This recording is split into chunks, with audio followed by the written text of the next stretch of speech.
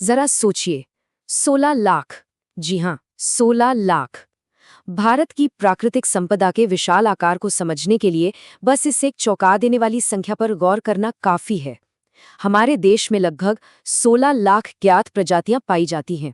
अगर इसे पूरी दुनिया के नजरिए से देखें तो ये कुल जैविक विविधता का लगभग 8% हिस्सा है। ये कोई छोटी मोटी बात नहीं है। ये असल में दिखाता है कि हमारे आसपास का ये पारिस्थितिकी तंत्र कितना बड़ा, कितना समृद्ध और कितना जटिल है। तो चलिए आज इसी गहराई में उतरते हैं और समझते हैं कि ये पूरा ताना बाना आखिर कैसे काम करता है। इस एक्सप्लेनर में आपका स्वागत है। आज का हमारा पूरा फोकस भारत के प्राकृतिक संसाधनों की इस नाजुक स्थिति को समझने पर रहेगा। हम उन प्रणालियों को करीब से देखेंगे जो इन्हें बचाने के लिए बनाई गई हैं, और सबसे खास बात, हम ये भी देखेंगे कि कैसे आम लोग और समुदाय अपने स्तर पर संरक्षण का मोर्चा संभाले हुए हैं। आज के इस सफर का रास्ता कुछ इस तरह रहेगा। सबसे पहले हम भारत की समृद्ध जैव विविधता को समझेंगे, फिर संरक्षण की जरूरत पर बात करेंगे, उसके बाद सरकारी प्रयासों, वनों के वर्गीकरण, समुदाय आधारित संरक्षण और आखिर में हमारी सदियों पुरानी पर्यावरण अनुकूल प्रथाओं पर नजर डालेंगे। तो चलिए शुरू करते हैं। भाग 1, भारत की समृद्ध जैव विविधता। शुरुआत एक बहुत ही बुनियादी लेकिन जरूरी बात से करते हैं कि ये पूरा पारिस्थितिकी तंत्र आपस में कैसे जुड़ा हुआ है। देखिए, इंसान इस दुनिया में अकेले अस्तित्व में नहीं है, बिल्कुल नहीं। सूक्ष्म बैक्टीरिया से लेकर विशाल हाथियों और पुराने बरगद के पेड़ों तक हर एक जीव इस धरती पर एक बेहद जटिल जाल का हिस्सा है। हम सब एक दूसरे पर निर्भर हैं। इस पूरे सिस्टम में हमारे जंगल प्राथमिक उत्पादक की तरह हैं, जिन पर बाकी सभी का जीवन टिका है। हवा, पानी और मिट्टी, जिनके बिना जीवन की कल्पना भी नहीं की जा सकती, वो सब इसी बड़े इकोसिस्टम का हिस्सा हैं। भाग 2, संरक्षण की आवश्यकता। प्रकृति ने हमें इतना कुछ दिया है, लेकिन फिर भी आज हमारे सामने एक बहुत बड़ी चुनौती खड़ी है। सच कहें तो पर्यावरण के प्रति हमारी संवेदनहीनता ने प्रकृति पर बहुत भारी दबाव डाल दिया है। हमारे जंगल और वन्यजीव तेजी से घट रहे हैं। इसलिए यह बिल्कुल जरूरी हो गया है कि हम अपनी जीवन निर्वाह प्रणालियों जैसे साफ पानी, हवा और उपजाऊ मिट्टी को बचाएं। अगर हमने आनुवांशिक विविधता को नहीं बचाया तो यकीन मानिए हमारी कृषि फसलें और भोजन के जलीय स्रोत भी बहुत बड़े खतरे में पड़ जाएंगे।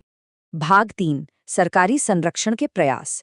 जब हालात बिगड़ने लगे तो इस गिरावट को रोकने के लिए एक मजबूत सरकारी और कानूनी ढांचे की सख्त जरूरत महसूस की गई। अगर हम इतिहास के पन्ने पलटें तो 60 और 70 के दशक में संरक्षणवादियों ने आवाज उठानी शुरू कर दी थी। उनकी लगातार मांगों का ही असर था कि सरकार ने 1972 में वन्य जीवन संरक्षण अधिनियम लागू किया। इसके तहत शिकार पर पूरी तरह से रोक लगा दी गई। और फिर इसी दिशा में एक और बड़ा कदम उठाते हुए 1973 में प्रोजेक्ट टाइगर लॉन्च किया गया। अब प्रोजेक्ट टाइगर की नौबत क्यों आई? जरा इन आंकड़ों पर गौर कीजिए। 20वीं सदी की शुरुआत में हमारे देश में बाघों की संख्या लगभग 55,000 हुआ करती थी, लेकिन 1973 आते आते ये संख्या गिरकर सिर्फ 1,827 रह गई। जंगलों का कटना, अंधाधुंध शिकार और खाल के अवैध व्यापार ने इन्हें विलुप्त होने की कगार पर ला खड़ा किया था। दिलचस्प बात यह है कि समय के साथ संरक्षण का दायरा भी बढ़ा है।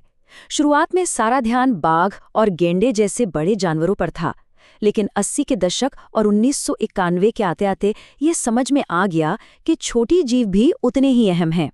इसलिए तितलियों, पतंगों, भृंगों, ड्रैगन फ्लाई और यहाँ तक कि कुछ खास पौधों को भी संरक्षित सूची में शामिल कर लिया गया।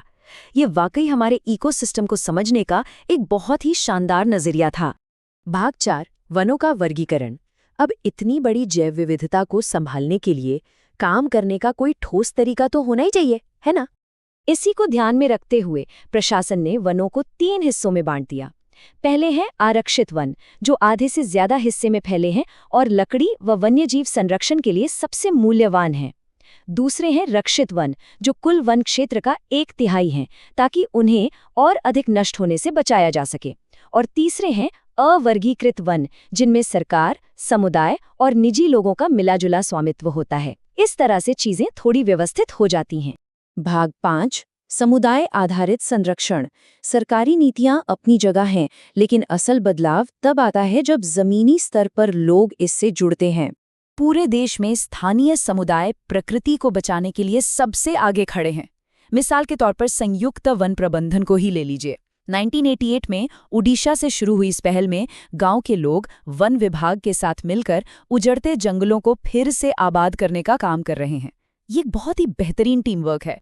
और ये सहयोग इसलिए भी जरूरी है क्योंकि जंगल महज जानवरों का ठिकाना नहीं है, कई इंसानी समुदायों का घर भी वहीं है। उनका रोजगार, उनका वजूद, सब कुछ इन्हीं जंगलों और प्राकृतिक संसाधनों के साथ तालमेल बिठाकर चलने पर निर्भर करता है। कई बार तो ऐसा होता है कि जब जंगलों पर खतरा आता है तो स्थानीय लोग खुद मोर्चा संभाल लेते हैं। राजस्थान के सरिस्का बाग रिजर्व की ही कहानी ले लीजिए। वहां के लोगों ने खनन माफियाओं को रोकने के लिए सीधे वन्य जीव संरक्षण अधिनियम का ही हवाला दे डाला और अपने जंगल को कटने से बचा लिया।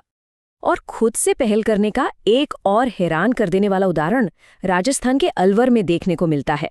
वहां 5 गांवों के लोगों ने मिलकर 1200 हेक्टेयर जंगल को खुद ही भैरोदेव डाकफ सेंचुरी घोषित कर दिया। उन्होंने बाहरी लोगों की दखलंदाजी और शिकार को रोकने के लिए अपने खुद के सख्त नियम बना दिए हैं। इसे कहते हैं सच्ची सामुदायिक ताकत।